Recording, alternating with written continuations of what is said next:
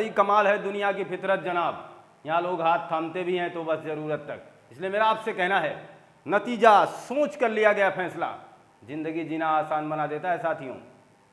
यदि आप किसी भी कार्य क्षेत्र का, किसी भी कार्य दायित्व का बेहतर निर्वहन करना चाहते हैं तो सबसे पहले उसके नतीजे के बारे में ज़रूर सोचें।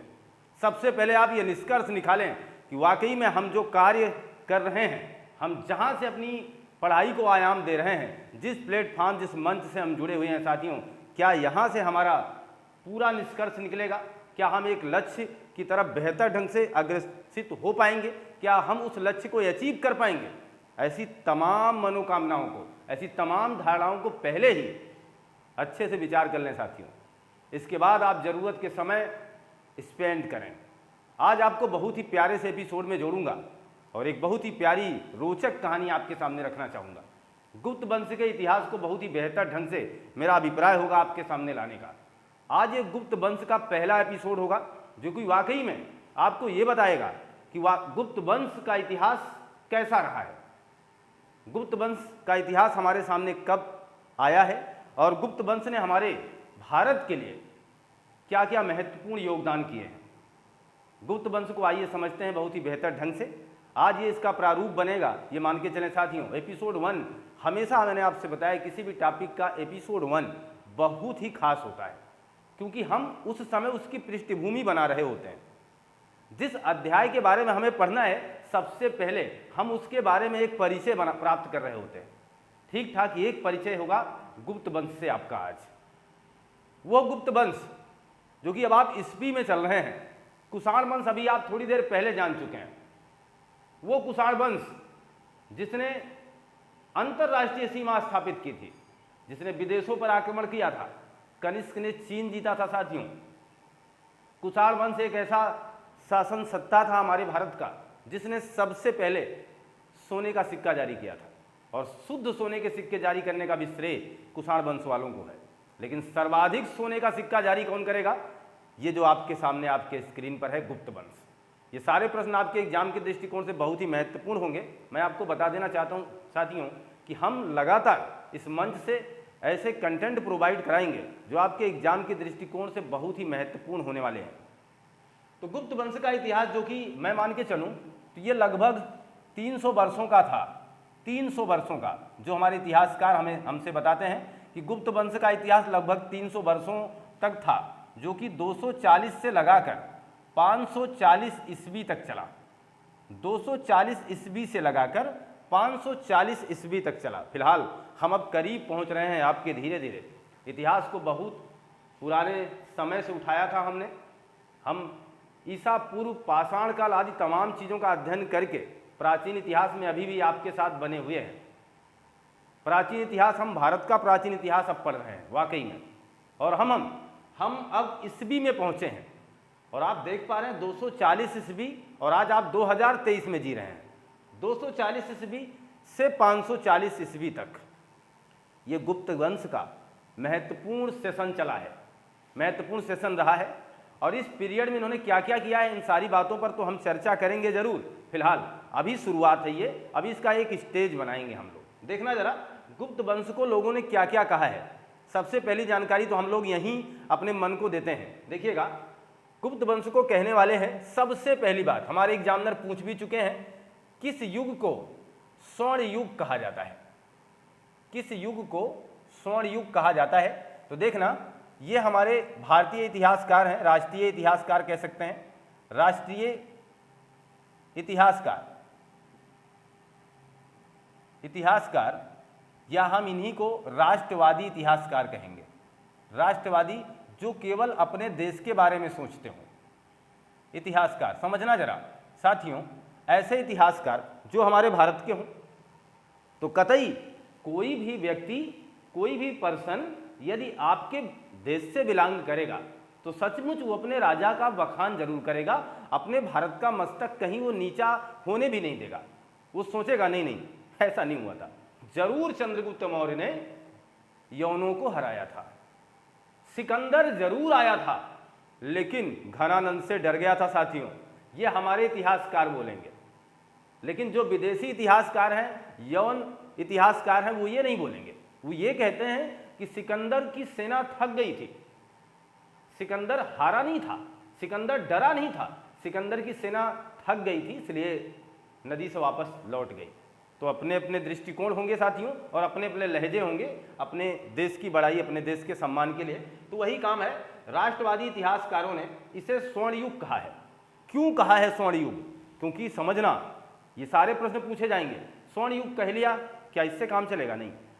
कला, साहित्य, संस्कृति और विज्ञान के क्षेत्र में अद्भुत परिवर्तन हुए हैं, अद्भुत श्रेय मिला है। देखना किसकी में, हमें आप बात करेंगे कला में, कला के क्षेत्र में, संस्कृति में, कला, संस्कृति, साहित्य, साहित्य और विज्ञान, विज्ञान, कला, संस्कृत, साहित्य, विज्ञान में क्या मिला है? अद्भुत, यानी अद्भुत परिवर्तन हुए हैं, विकास हुआ है, ये कह सकते हैं। इस क्षेत्र में काफी विकास हुआ है, और ये जो विकास हुआ सर्वाधिक हुआ है। सर्वाधिक विकास होने के नाते इस युग को हम लोग स्वर्ण युग कह रहे हैं। हमारे राष्ट्रवादी इतिहासकार इसे स्वर्ण युग कह रहे हैं। अगर किसी एक पर्सन की बात आए ना, किसी एक व्यक्ति की बात आए, किसी व्यक्ति विशेष की बात आए, तो आपका जवाब होना चाहिए स्वर्ण युग कहने वाले हैं के.एम. मुंशी साहब। के.एम. मुंशी जी ने हमारे गुप्त वंश को स्वर्ण युग के नाम से जाना है, पुकारा है। किसी एक व्यक्ति की बात आएगी तब, पर्सन की बात आएगी तब ऐसा बोलना साथियों। आगे देखिएगा, कुछ और महत्वपूर्ण नाम है इस गुप्त वंश के, जिसमें एक बात कहेंगे क्लासिकल युग इसे कहा जाता है। क्लासिकल, नो डाउट क्लासिकल युग कहा जाएगा। आप समझ चुके हैं क्यों कहा जाएगा, क्योंकि ऊपर हमने स्वर्ण युग लिखा ही है, ये बस इंग्लिश में रूपांतरण हुआ है। पेराक्लीन युग, पेराक्लीन युग इसे कहा जाता है। भारत का पेराक्लीन युग, ये किसने कहा है? ये बात बोली है वार्नेट ने। याद रखेंगे साथियों, वार्नेट एक इतिहासकार हैं, विदेशी इतिहासकार हैं। इन्होंने कहा है ये भारत के लिए पेराक्लीन युग था, भारत के लिए अद्भुत परिवर्तन वाला युग था, भारत पूरी तरीके से बदलने वाला था, भारत में अद्भुत परिवर्तन होने वाले थे। इसी वजह से वार्नेट महोदय ने इस गुप्त वंश को भारत का पेराक्लीन युग कहा है। नो डाउट यहाँ तक का संशय मिटाने में हम सफल रहे हैं। आगे देखिएगा, हम कहेंगे वाकाटक युग। वाकाटक युग साथियों क्यों कहेंगे, इसका भी मसला हम आपको समझाएंगे। ये कहे हैं मजूमदार साहब। मजूमदार साहब ये बोलते हैं कि ये भारत का वाकाटक युग है। ऐसा इसलिए समझना, वाकई में गुप्त वंश का जब प्रारंभ होता है, इतिहास जितनी बातें हम तक प्रेषित करता है, हम जिन कहानियों के माध्यम से, जिन पुराने बीते हुए ख्यालातों के माध्यम से अपने आप को जोड़ रहे हैं साथियों, वहाँ जो हमें कुछ महत्वपूर्ण साक्ष्य मिलते हैं, उन्हीं के माध्यम से हम जानकारी खुद लेते हैं और उन जानकारियों को आप तक प्रोवाइड कराते हैं। ये मसला चलेगा। होगा क्या कि गुप्त वंश का जब प्रारंभ होता है, या गुप्त वंश जब अपने इस समय में अपनी पीरियड को, अपने सेशन को प्रारंभ करता है, तो उस समय होता क्या है, गुप्त वंश वाकई में एक सीमांत हुआ करता था, क्योंकि सीमांत को महाराजा की उपाधि प्राप्त हुआ करती थी। जो श्रीगुप्त इसका संस्थापक है, वाकई में वो किसी अन्य राजा के अधीन काम कर रहा है। जैसे मैं कह दूं कि अगर प्रधानमंत्री हैं तो उनके अधीन तमाम प्रकार के मुख्यमंत्री हैं, यानी अन्य अन्य जगहों के, अन्य राष्ट्र के मुख्यमंत्री हैं जो कि प्रधानमंत्री के अंडर काम कर रहे हैं। तो एक राजा हुआ करता था जो सब पर भारी था, और एक शाखाएं फैला दी गई थी, उसी में से गुप्त वंश का भी संस्थापक था। इसीलिए इसे वाकाटक युग कहा गया। क्यों? क्योंकि उस समय अन्य अन्य प्रांतों के अन्य अन्य जगहों पर, और ये माना जाता है कि इसका जो संस्थापक था वो वाकाटक वंश का था, इस वजह से इसे वाकाटक युग कहा गया। साथियों आगे देखिएगा, हम बात करें परिवर्तनशील या परिवर्तन की दहलीज। परिवर्तन की दहलीज, ये लीजिए, यहाँ से आमूल परिवर्तन हो रहे हैं। परिवर्तन की दहलीज, इसे बोला है रोमिला थापर ने। रोमिला थापर ने इसे परिवर्तन की दहलीज कहा है। देखिएगा, और पुराणों में इसे मागध राज कहा गया है, यानी पुनः मगध को राजधानी बनाने का काम होगा, पुनः पाटलिपुत्र राजधानी बनेगी, फिर से मगध का उत्थान होगा, जो कभी चंद्रगुप्त मौर्य या हर्यक वंश के संस्थापकों ने की थी। पहला वंश हर्यक वंश जिसे आपने पढ़ा है, और चंद्रगुप्त मौर्य तक की कहानी को आपने देखा है, तब तक मगध का बहुत ही सुंदर समय था। लेकिन अब वो समय चला जा चुका है, फिर से लौटा है। कब? गुप्त वंश में। गुप्त वंश में पुनः मगध को सजाया जाएगा, पुनः पाटलिपुत्र सजेगी और फिर से पाटलिपुत्र राजधानी बनकर के आएगी। इसलिए इसे क्या कहा जा रहा है? मागध राज कहा जा रहा है साथियों। नो डाउट, यहाँ तक को संशय तो होना नहीं चाहिए आपको। मागध राज क्यों कह रहे हैं? रोमिला थापर ने क्या बोला है? इन सारी बातों की जानकारी हम आपको एक क्षण में प्रोवाइड अप करा चुके हैं और ये बहुत ही महत्वपूर्ण है। यहाँ से प्रश्न आते जाते रहे हैं और आते भी रहेंगे साथियों। इन्हें आप जरूर दिमाग में चिन्हित करें, बातों को समझने का प्रयास करें। अब देखिएगा, अब हम यहाँ से शुरुआत करते हैं। अभी ठीक ठाक थोड़ी देर पहले हमने ये बात की कि गुप्त वंश जो था, गुप्त वंश के जो शासक हुआ करते थे, अर्थात जो प्रारंभ इसको करने वाले हैं, इस सेशन को प्रारंभ कर रहे हैं, वो वाकई में कुषाणों के सामंत हुआ करते थे। कुषाणों के सामंत हुआ करते थे, जिन्हें महाराजा की उपाधि मिलती थी। महाराजा की उपाधि का मतलब है उन्हें महाराजा कहा जाता था। तो ऐसा मत समझ लेना कि महाराजा बोले और आप राजा समझ लो, नहीं। सीमांत को महाराजा कहा जाता था। जैसे अगर मैं कह दूं कि मुख्यमंत्री, तो ऐसा नहीं किसी प्रांत का मुखिया है वो, ना कि पूरे भारतवर्ष का मुखिया है, नहीं ना। तो इस तरीके से कुषाणों के सामंत हुआ करते थे गुप्त वंश के शासक, और उन्हें महाराजा की उपाधि प्राप्त थी। और इसी कड़ी में सबसे पहला था श्रीगुप्त। सबसे पहला था श्रीगुप्त, जिसे गुप्त वंश का संस्थापक भी माना जाता है।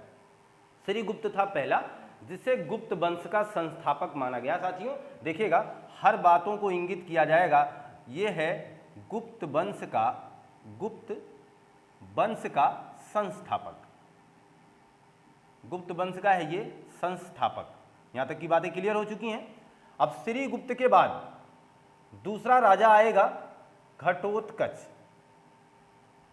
घटोत्कच ये जो है, ये दूसरा राजा है। कोई विशेष इसके अंदर योग्यता नहीं दिखाई गई है, बस ये माना जाता है कि शासन सत्ता इसने संभाली है। समझना, बहुत ही बारीकी से समझना। हम आपको इसकी रूपरेखा दे रहे हैं। अभी फिलहाल हम आपका एक परिचय प्राप्त करवा रहे हैं गुप्त वंश से, कि आपको गुप्त वंश के इस एपिसोड में, आगे चल करके आने वाले एपिसोडों में आपको क्या चीज़ देखने को मिलेगी। क्या हमें घटोत्कच मिलेगा? जी हाँ मिलेगा।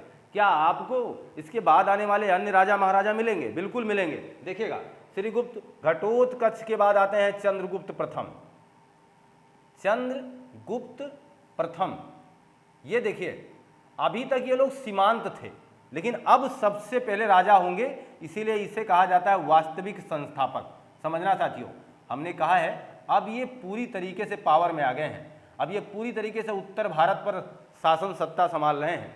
पाटलिपुत्र को राजधानी अब बना चुके हैं और बहुत ही बेहतर ढंग से अपनी कार्य प्रणाली का निर्वहन करेंगे। सोने का सिक्का जारी करेंगे सबसे ज़्यादा। अब आप समझदार हो कि कोई भी शासन प्रशासन सोने का सिक्का सर्वाधिक जारी करेगा, तो इसका मतलब हुआ क्षमतावान है, इसका मतलब हमारा भारत अब बलवान है। ये चीज़ समझिएगा। वास्तविक संस्थापक इसे बोलेंगे चंद्रगुप्त प्रथम को। और इसके बाद कौन आएगा? बहुत ही महान सम्राट समुद्रगुप्त, जिसकी प्रयाग प्रशस्ति है, जिसको हरिसेन ने लिखा है। इन सारी बातों की जानकारी अभी आगे चलती रहेंगी, लाइन टू लाइन हम बोलते भी रहेंगे, आप सुनते भी रहेंगे। तो समुद्रगुप्त आएंगे और समुद्रगुप्त को महान शासक, गुप्त वंश का सर्वाधिक महान शासक माना जाता है। सर्वाधिक महान शासक माना जाता है गुप्त वंश का सर्वाधिक महान शासक। और समुद्रगुप्त के बाद चर्चा में लिया जाएगा रामगुप्त जी को।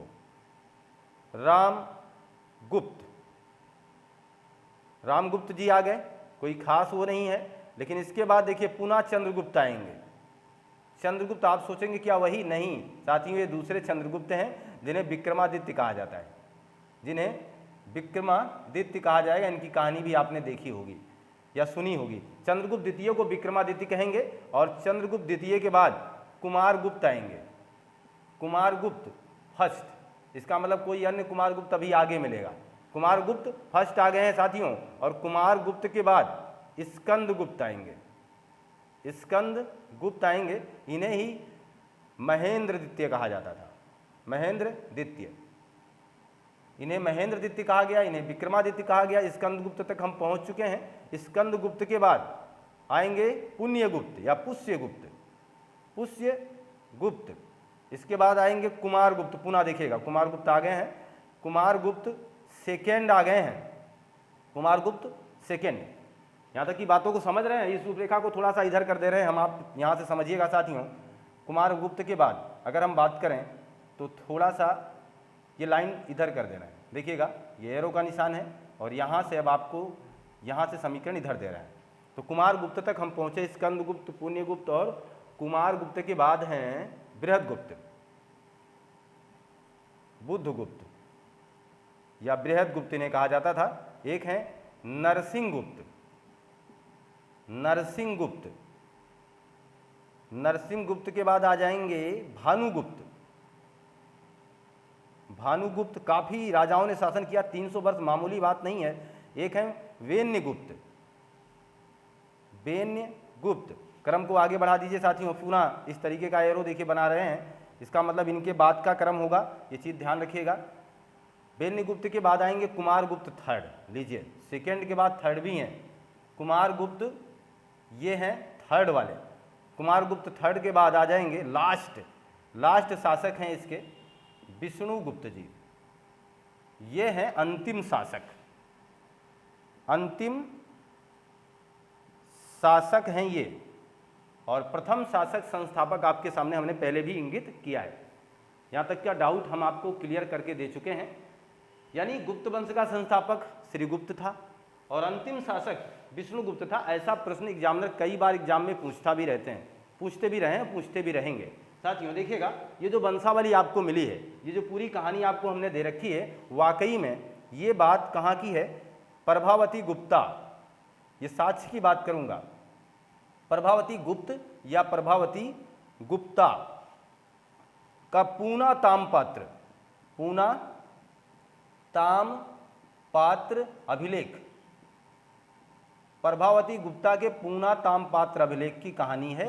वो कहता है प्रभावती गुप्ता की पूना तामपात्र अभिलेख में वंशावली दी गई है। वंशावली किसकी?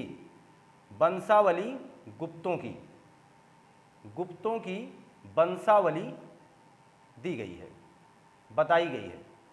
अब प्रभावती गुप्ता कौन थी, ये चीज ध्यान दीजिए। प्रभावती गुप्ता चंद्रगुप्त विक्रमादित्य की क्या थी? पुत्री थी। ये चंद्रगुप्त विक्रमादित्य की पुत्री प्रभावती गुप्ता ने, इनके कुमारगुप्त भी बेटे थे, चंद्रगुप्त द्वितीय की जो कि पुत्री हैं कौन? प्रभावती गुप्ता। इन्होंने एक अभिलेख लिखवाया था, एक अभिलेख बनवाया था जिसको कहते हैं तामपात्र का अभिलेख था। उस पर इंगित कराया था, अपने पूरे वंशावली का जिक्र इसने किया था और इस वंशावली के बारे में बताया था। और इस पर जिक्र है वंशावली का, ऐसा नहीं कि सब आगे जा करके, क्या आगे वाली भी वंशावलियाँ थोड़ो रहेंगी, ये आगे चल करके मिली हैं, लेकिन इन जो वंशावलियों का क्रम है ऊपर, तो उस वंशावली को प्रभावती गुप्ता ने दर्शाया है। इसलिए एग्जामिनर आपसे पूछेगा कि गुप्त वंश की वंशावली हमें कहाँ प्राप्त होती है, तो कहिएगा कि प्रभावती गुप्ता के पूना तामपात्र अभिलेख में हमें यहाँ की वंशावली प्राप्त होती है। तो गुप्त वंश से एक आपका मोटा मोटा परिचय हम आपको दे रहे हैं और किन किन राजवंशों के बारे में, किन किन राजाओं के बारे में हमें आगे चल करके पढ़ना है और समझना है। आप इसका स्क्रीनशॉट लीजिए। ये मान चले कि आपने स्क्रीनशॉट ले लिया होगा, जहां हम गुप्त वंश के महत्वपूर्ण साम्राज्य का बहुत ही बेहतर ढंग से अवलोकन कर रहे हैं। साथियों वाकई में एक बात समझिएगा, किसी भी वंश का सत्ता, किसी भी वंश का शासन, उसके बेहतर प्रणाली को ही देख करके समझाया गया है इतिहास में या बताया गया है। वाकई में इतिहास इस बात का गवाह है और हम लोग भी इतना सोच सकते हैं, खुद से कैलकुलेशन कर सकते हैं कि अगर कोई सोने का सिक्का चलाए इसका मतलब समृद्ध है, अगर कोई सर्वाधिक सोने का सिक्का चलाए इसका मतलब सबसे ज़्यादा समृद्ध है। तो गुप्त वंश वह वंश है जो सबसे ज़्यादा सोने का सिक्का चलाएगा, इसका मतलब हमारे भारत को बहुत कुछ बनाएगा, इसलिए इसे स्वर्ण युग कहेंगे हम। देखिएगा, हम जहाँ जान पा रहे हैं कि स्वर्ण युग किसने कहा, के.एम. मुंशी साहब का नाम हमने लिया, राष्ट्रवादी इतिहासकार उन्हें बोला हम लोगों ने, किसने पेराक्लीन कहा, किसने वाकाटक कहा, ऐसे तमाम लम्हों से जुड़े रहे हम अभी तक। अभी हम इसकी केवल पृष्ठभूमि तैयार कर रहे हैं। साथियों मैंने बार बार आपसे बताया है कि गुप्त वंश से हम परिचय प्राप्त कर रहे हैं, फिलहाल कहानी अभी आगे बढ़ेगी। अभी देखिएगा, गुप्त वंश के शासकों को या गुप्त वंश के जो सेशन को शुरुआत करने वाले हैं, गुप्त वंश को जो लाने वाले हैं, इनकी जाति के बारे में बड़ा मतभेद रहा है। सोचो जरा, ईसा पूर्व की बात आपको कितनी सही लगेगी जब ईस्वी में इतिहासकार सही ढंग से नहीं बता पा रहे हैं। साक्ष्यों का अभाव है और इतिहास मौन हो जाता है कहीं कहीं।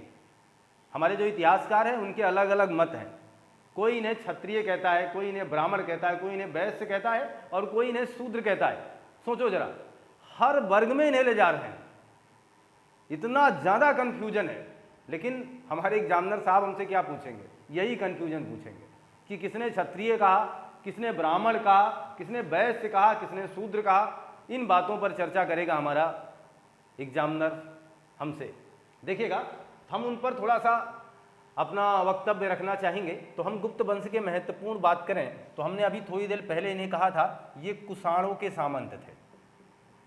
कुषाणों के सामंत, सामंत को उस समय महाराजा की उपाधि प्राप्त हुआ करती थी। इतनी बात तो हम पहले भी बोल चुके हैं। अब देखिएगा, इन्हें ब्राह्मण किसने कहा है? इन्हें ब्राह्मण किसने कहा है? तो आएगा हेमचंद्र चौधरी का नाम। हेमचंद्र चौधरी इन्हें ब्राह्मण कहते हैं। और एक नाम और आप याद रखेंगे, दशरथ ओझा जी। दशरथ ओझा जी भी इन्हें ब्राह्मण मानते हैं। यही मैं कहना चाहता था कि गुप्त वंश का जो सेशन शुरू हुआ है, जिसको आपने अभी 240 ईस्वी से लिया है, उस सेशन में जो राजा आ रहे हैं उन पर थोड़ा सा जातिगत टिप्पणी की जा रही है। इतिहासकार अलग अलग मतभेद या अलग अलग मत रख रहे हैं, जिसमें से दो इतिहासकार हेमचंद्र चौधरी और दशरथ ओझा जी इन्हें ब्राह्मण मान रहे हैं। परंतु देखिएगा, क्षत्रिय कौन मान लेंगे? क्षत्रिय भी मानने वाले हैं गौरी शंकर जी। गौरी शंकर ओझा, गौरी शंकर ओझा साहब इन्हें क्षत्रिय मानते हैं। गौरी शंकर ओझा साहब इन्हें क्षत्रिय मानते हैं। इनके भी साथ एक साथी हैं जिनका नाम है मजूमदार। मजूमदार भी इस गुप्त वंश को क्षत्रिय मान रहे हैं। यानी क्षत्रिय वंश था ये, यानी लोग क्षत्रिय जाति के थे, जो राजा महाराजा थे क्षत्रिय जाति के थे। वो कहने वाले कौन है? मजूमदार साहब हैं और आपके गौरी शंकर ओझा जी हैं। अगली बात देखिएगा, वैश्य किसने कहा है? वैश्य, वैश्य में कहने वाले हैं अलतेकर साहब। अलतेकर साहब ने इन्हें वैश्य कहा है। और एक नाम अभी थोड़ी देर पहले हमने लिया था, रोमिला थापर जी का। रोमिला थापर जी का। इन्होंने भी गुप्त वंश के शासकों को वैश्य माना है। गुप्ता, इन्होंने वैश्य माना है इन्हें। और इन तमाम जो हम क्रम लिख रहे हैं, इतिहासकारों का अलग अलग मत आप देख पा रहे हैं कि किसने ब्राह्मण कहा, किसने क्षत्रिय कहा, किसने वैश्य कहा है। मान रहे हैं अपने अपने दृष्टिकोण से। देखिएगा, शूद्र वाले भी आ गए। शूद्र हैं, शूद्र किसने माना है? तो इसमें देखिएगा, शूद्र मानने में आ जाएंगे केपी जायसवाल। केपी जायसवाल साहब इन्हें शूद्र मानते हैं। गुप्त वंश के शासकों को केपी जायसवाल साहब अपने मतानुसार शूद्र बता रहे हैं। शूद्र बता रहे हैं। तो ये अलग अलग दृष्टिकोण रहा, इसलिए मैंने कहा इतिहास देखिए कहीं कहीं मौन हो जाता है, साक्ष्यों का अभाव है, इसलिए इतने ज़्यादा बता रहे हैं। हर जाति के बारे में लोग इन्हें बता रहे हैं। अब कौन सी जाति सही थी वो इतिहास गवाह है, इतिहास जाने। अब हम समझेंगे, यहाँ देखिएगा, इस कहानी को थोड़ा सा आगे अब ले जाएंगे। यहाँ तक की बातें हम समझ चुके हैं। अब हम बात करेंगे यहाँ के प्रथम शासक की। कहानी अब शुरू हो रही है साथियों। यहाँ से हम पृष्ठभूमि बना चुके हैं, हम एक आधारशिला रख चुके हैं। अब हम श्रीगुप्त की बात करेंगे, जिनका शासनकाल 240 ईस्वी से लगाकर 280 ईस्वी तक चलेगा। ये थोड़ा सा इसमें कन्फ्यूजन हो सकता है आपके अंदर। कई किताबों ने इसे 278 लिखा है, किसी ने 80 लिखा है, तो बहुत ज़्यादा घबराने की बात नहीं है। एक मोटा मोटा लोकेशन होता है। देखिए, इतिहासकार तो इस कदर फंसे हुए हैं, तो हम लोग तो स्टूडेंट्स हैं और हम लोग इस चीज़ को किस तरीके से ले रहे हैं, बस हमें जो लिखा लिखाई चीज़ें हमें मिल रही हैं, हम इस पर शोध करने तो गए नहीं हैं, तो हम लोग लिखी लिखाई चीज़ों का आकलन कर रहे हैं। इसलिए साथियों, थोड़ा सा वैकल्पिक व्यवस्था का चुनाव आप सोच समझ के करिएगा। तो 240 से लगा के 280 ईस्वी तक श्रीगुप्त शासन करेंगे। श्रीगुप्त के बारे में कुछ महत्वपूर्ण पॉइंट हैं। एक तो आदिराज, आदिराज इन्हें कहा जाता है। आदिराज कहा गया है ये कहाँ गया, इसका साक्ष्य कहाँ है? आदिराज प्रभावती गुप्ता, अभी थोड़ी देर पहले हमने नाम भी लिया था, विक्रमादित्य की पुत्री थी प्रभावती गुप्त, जिनका पूना ताम्रपात्र अभिलेख है। पूना ताम्रपात्र अभिलेख, ताम्रपात्र अभिलेख, जिसमें गुप्तों की वंशावली है, जिसमें गुप्तों की वंशावली है साथियों, गुप्तों की वंशावली है, जिसमें ये प्रभावती गुप्ता का पूना ताम्रपात्र हमसे कहता है कि श्री गुप्त को आदिराज कह लीजिए। यानी कहने का तात्पर्य हुआ कि श्री गुप्त को आदिराज कहा गया है। निम्नलिखित में से किस शासक को आदिराज कहा जाता है? श्रीगुप्त, समुद्रगुप्त, चंद्रगुप्त, कुमारगुप्त। तो किसे कहेंगे आप? श्रीगुप्त को आदिराज कहा जाता है। एग्जामिनर अगला प्रश्न करेगा कि ये संबंधित साक्ष्य आपको कहाँ से प्राप्त हुआ है? तो आप कहिए संबंधित साक्ष्य में प्रभावती गुप्ता के पूना ताम्रपात्र अभिलेख से प्राप्त हुआ है कि श्रीगुप्त को आदिराज कहा गया है। क्लियर है? यहाँ तक की बातें स्पष्ट हो चुकी हैं। देखिएगा, श्रीगुप्त को महाराजा की उपाधि प्राप्त थी, महाराजा की उपाधि प्राप्त थी। उपाधि देखना, हमने भी थोड़ी देर पहले आपसे कहा था कि कुषाणों के सामंत हुआ करते थे और सामंतों को क्या मिलता था? महाराजा की उपाधि मिलती थी सामंतों को। इसका मतलब वाकई में ये सबसे बड़ा राजा नहीं है, ये राजा की एक शाखा है, राजा की एक शाखा है। और वाकई में श्रीगुप्त को महाराजा की उपाधि प्राप्त थी। इसका मतलब हम श्रीगुप्त को सीमांत मान सकते हैं, सीमांत मान सकते हैं। ये किसके अंडर काम कर रहे थे, यानी किसके निर्देश में थे? देखिएगा तो भारसियो, भारसियो वंश के, भारसियो वंश के निर्देश में थे, या उसके आप कह सकते हैं इसके इनके अंडर काम कर रहे थे। जो भारसियो वंश था उसके जो राजा हुआ करते थे उसके अंडर, यानी उनके तरकीब के हिसाब से, उनके वजूद के हिसाब से आपका कार्यदायित्व संचालित किया जाएगा। अर्थात कहने का मतलब आप मेरे नीचे काम करेंगे, मैं आपको उस तरीके से कार्यदायित्व बताऊंगा, जो हम आपको बताएंगे वो आपको करना होगा। लेकिन आप किसी एक प्रांत के शासक शासन संभालेंगे। ये बात किसने बोला है?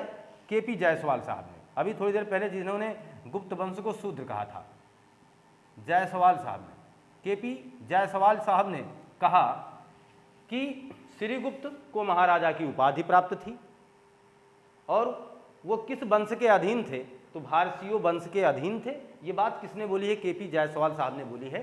चीज़ों को बहुत ही बारीकी से समझा रहा हूँ, आप समझने का प्रयास करें। ये सारे प्रश्न आपके एग्जाम के दृष्टिकोण से मजबूत और महत्वपूर्ण हो सकते हैं। एक बात मैंने आपसे बार बार दावे के साथ कहा है, अगर आप विश्वास के साथ हमसे जुड़े हुए हैं तो आपको कभी भी निष्फलता नहीं मिल सकती है। और मैं दावे के साथ कहता हूँ, पूरा इतिहास आपके मस्तिष्क में इस कदर समाहित हो जाएगा कि जीवन भर ये भूलने का नाम नहीं लेगा। देखिएगा, तो केपी जायसवाल महाराजा की उपाधि देते हैं और कहते हैं कि श्रीगुप्त साहब भारसियों के अधीन काम कर रहे थे। ये चीज़ यहाँ तक की बातें क्लियर हो चुकी हैं। देखिएगा, अभी इनके बारे में कुछ महत्वपूर्ण पॉइंट और हमारे पास हैं। एक इत्सिंग नाम के विदेशी इतिहासकार हैं। इत्सिंग आप समझ सकते हैं, चीनी रहे होंगे, विदेशी इतिहासकार हैं इत्सिंग, इतिहासकार। इन्होंने कहा, इत्सिंग विदेशी इतिहासकार, इन्होंने कहा, क्या कहा कि चिलकीटो, देखिए जैसे लिखेंगे ऐसे ही समझिएगा, चिलकीतो ने क्या किया था? चिलकीतो, ये चीज़ याद रखिएगा, मृग सिखावन, ये कहाँ मिलेगा आपको? गया में। मृग सिखावन, गया यानी बिहार। इत्सिंग नाम का एक विदेशी यात्री भारत आता है और वो कहता है, विदेशी यात्री है और ये कहता है कि चिलकीतो का हिंदी अनुवाद होगा श्रीगुप्त। चिलकीतो का हिंदी अनुवाद क्या होगा? श्रीगुप्त। ये कहता है कि चिलकीतो ने मृग सिखावन में, मृग सिखावन कहाँ है? जो कि गया में है, बौद्ध यात्रियों के लिए या बौद्धों के लिए, या कहते हैं चीनी यात्रियों के लिए, दोनों बात समझिएगा, बौद्धों के लिए या चीनी यात्रियों के लिए मंदिर बनवाया था। श्रीगुप्त ने चीनी यात्रियों के लिए मंदिर बनवाया था। प्रश्न हमारा एग्जामिनर हमसे पूछेगा, निम्नलिखित में से किस गुप्त वंश के शासक ने चीनी यात्रियों के लिए मंदिर बनवाया? चीनी यात्रियों के लिए मंदिर बनवाया किसने? तो आप बताइएगा श्रीगुप्त ने। संबंधित साक्ष्य हमें कहाँ प्राप्त होते हैं? तो संबंधित साक्ष्य हमें इत्सिंग नाम का एक विदेशी इतिहासकार दे रहा है। वो कह रहा है कि चिलकितो जिसका हिंदी अनुवाद श्रीगुप्त है, उसने चीनी यात्रियों के लिए क्या बनवाया है? मंदिर। और वो मंदिर कहाँ बनवाया है? मृग सिखावन में, जो कि गया में है। इसी मृग सिखावन में चीनी यात्रियों के लिए मंदिर बनवाने का काम किया है किसने? श्रीगुप्त ने। इसका साक्ष्य दे रहा है इत्सिंग दे रहा है। नो डाउट यहाँ तक की बातें आप समझ चुके हैं, यहाँ तक समस्या दूर हो चुकी है। देखिएगा इनका उस समय साम्राज्य कहाँ तक था, साम्राज्य की बात कर लेते हैं। तो साम्राज्य की बात करेंगे अगर, तो गंगा द्रोणी प्रयाग साकेत मगध, यहां तक साम्राज्य था श्रीगुप्त का। गंगा द्रोणी प्रयाग साकेत और मगध तक का साम्राज्य श्रीगुप्त का था। अभी ये किसी के अधीन काम कर रहे हैं, इसका मतलब पूरी जिम्मेदारी इनके हाथ में, पूरी बागडोर अभी नहीं आई है। लेकिन हाँ, ये माना जाता है इतिहासकारों का कि यहीं से गुप्त वंश का प्रारंभ हो चुका था, जब श्रीगुप्त को इतने बड़े सत्ता पर अधिकार करना या शासन करने का अधिकार प्राप्त हो गया। तो श्रीगुप्त एक बहुत बड़ा राजा बन चुका था, मान के चलिए। भले वो इस सीमांत था, लेकिन राजा यहाँ बन चुका था। अब इसका पुत्र घटोत्कच आएगा इसके शासन के बाद। इसका पुत्र घटोत्कच आएगा, यानी जब इनका शासन 280 में पूरा होगा, तो 280 से लगाकर 320 तक। अब देखिए कहीं कहीं साथियों यही 319 लिखा है। 319 तक, ईस्वी तक कौन शासन करेगा? घटोत्कच ये शासन करेगा, घटोत्कच। फिलहाल यह भी सीमांत रहेगा, यहां तक का भी शासन बहुत ही बड़ा नहीं चल पाता है। घटोत्कच के बारे में इतिहास काफी मौन है, बहुत ही ज्यादा मौन है। केवल एक साक्ष्य यहां से पूछा जा सकता है घटोत्कच के बारे में, जो अभी थोड़ी देर पहले मैंने इनका नाम लिया है, प्रभावती गुप्ता जी का। यहां फिर से वो नाम लेते हैं, प्रभावती गुप्ता जी का पूना पात्र है, जो पूना ताम्रपात्र है प्रभावती गुप्ता का, उसमें घटोत्कच को गुप्त वंश का प्रथम शासक माना गया है। यह चीज मोस्ट इंपॉर्टेंट है, ध्यान दीजिएगा। प्रभावती गुप्ता के पूना पात्र में घटोत्कच को गुप्त वंश का प्रथम शासक माना गया है। गुप्त वंश का प्रथम शासक माना गया है। ये चीज यहां तक की है, क्लियर है ना? गुप्त वंश का प्रथम शासक माना गया है। यहां तक की बातें आप समझ रहे हैं। हम इतिहास को अब वाकई में गुप्त वंश के इतिहास को अब हम समझना शुरू किए हैं। अभी तक हम लोगों ने इसका आधारशिला बनाने का प्रयास किया। आधार बना लेने के बाद हम लोग जब श्रीगुप्त के पास आते हैं तो हमें ये पता चलता है कि श्रीगुप्त को एक अच्छे खासे सीमांत थे, लंबे प्रांत पर इनका शासन रहा है। उन्होंने अपना अधिकार गंगा द्रोणी प्रयाग साकेत और मगध तक फैला रखा था। इसका मतलब एक छोटे मोटे बड़े राजा थे, और इस तरीके से ये सीमांत थे, वाकई में किसी के अधीन काम कर रहे थे। वो आपको पता भी चल चुका है, भारतीयों वंश के केपी जायसवाल कह रहे हैं, जिन्होंने इन्हें शूद्र कहा है। यहाँ तक की बातें आपको स्पष्ट रूप से पता चल पा रही हैं। अब देख पाएंगे आप, आदिराज कहा जा रहा है इन्हें, आदिराज के नाम से भी जाना जा रहा है। ये बात बोला है प्रभावती गुप्ता का पूना ताम्रपात्र हमसे कहता है कि श्रीगुप्त को हम आदिराज भी कह सकते हैं, या कहा जाता था। महाराजा की उपाधि प्राप्त थी, भारतीयों वंश से संबंधित थे, केपी जायसवाल थे, भारतीयों वंश के अधीन थे साथियों, भारतीयों वंश के अधीन काम कर रहे थे। इत्सिंग नाम का एक विदेशी यात्री आकर के कहता है कि चिलकितो यानी श्रीगुप्त ने, इसका हिंदी अनुवाद श्रीगुप्त होगा, चीनी यात्रियों के लिए मृग सिखावन, जो कि गया बिहार में मिलेगा, वहां पर चीनी यात्रियों के लिए मंदिर बनवाया था। इसके बाद इसका पुत्र घटोत्कच शासन सत्ता संभालता है, जो कि बहुत अच्छे ढंग से अपने शासन सत्ता को संभाल नहीं पाता, फिलहाल संभालता है। यानी इस चीज का बहुत विस्तार नहीं मिलता है, इसके बारे में इतिहास बहुत कुछ बता नहीं पाता है। लेकिन हाँ, प्रभावती गुप्ता का पूना ताम्रपात्र हमसे कहता है कि घटोत्कच गुप्त वंश का प्रथम शासक था। अब फिलहाल इतिहास क्या जाने, और इन तमाम बातों में कितनी सच्चाई है, ये एक छोटे छोटे साक्ष्य हमें सब कुछ बता रहे हैं। फिलहाल आपको बताना है कि गुप्त वंश का संस्थापक अगर पूछा जाए तो श्रीगुप्त बताइएगा, पूना पात्र के अनुसार, तब आप बताइए घटोत्कच। यहाँ तक की बातें क्लियर होगी। हर प्रश्न का उत्तर आपको मिल पा रहा है साथियों, आप इसका स्क्रीनशॉट ले लीजिए। तो यहाँ तक की कहानी आपको फिलहाल समझ में आई होगी और हम लोग अब गुप्त वंश की रूपरेखा बना चुके हैं। अब हम गुप्त वंश के अच्छे खासे राजा से अब हमारी मुलाकात होगी, जिसे हम वास्तविक संस्थापक कहेंगे, जिसकी शादी के बारे में देखेंगे। लिच्छवी की राजकुमारी कुमार देवी से शादी करेगा। उन तमाम कहानियों को अब आपके साथ अगले एपिसोड में हम मुखातिब होंगे। फिलहाल आज के लिए बस इतना ही, और हम आपसे अब विदा लेना चाहेंगे और कोशिश करेंगे और उम्मीद करेंगे आपसे कि आप अपने चैनल को सपोर्ट करेंगे। सपोर्ट करने का मतलब लोगों के पास शेयर करेंगे। साथियों, पढ़ते रहें, मस्त रहें, बस इतनी सी अभिलाषा है कि आप हमेशा खुशहाल रहें। मिलते हैं आपसे नए कंटेंट में। आपका दिन शुभ हो। आपको बहुत बहुत धन्यवाद।